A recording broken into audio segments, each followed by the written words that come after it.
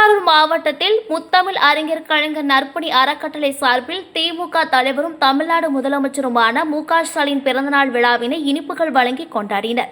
திமுக தலைவர் பிறந்தநாளை முன்னிட்டு மகளிர் படையினர் வீடுகள் தோறும் தேர்தல் பிரச்சார பயணம் தொடங்கினர். திருவாரூர் நகர மடப்புரம் பகுதியில் முத்தமிழ் அறிஞர் கலைஞர் நற்பணி அறக்கட்டளை சார்பில் திமுக தலைவரும் தமிழ்நாடு முதலமைச்சருமான மு.க. ஸ்டாலின் 73வது பிறந்தநாள் விழாவில் அனைவருக்கும் இனிப்புகள் வழங்கி வெகு விமர்சையாக கொண்டாடினர்.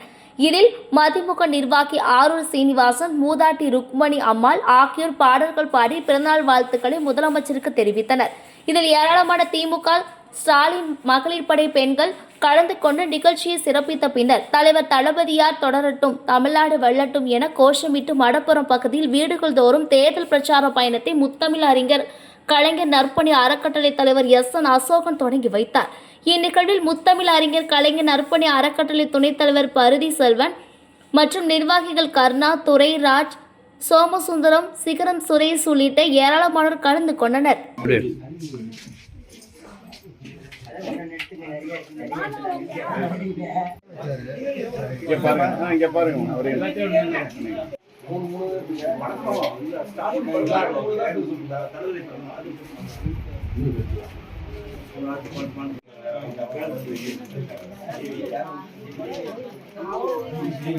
திராவிட நாயகர் தளபதியார் அவர்கள் மீண்டும் 2வது முறையாக ஆட்சி தொடர நாம் அனைவரும் இந்த நேரத்தில் சூழலிப்போம் என்று கூறி அனைவருக்கும் இந்த புத்தகத்தை வழங்கி நாம் உறுதிமொழி ஏற்போம் என்று கூறி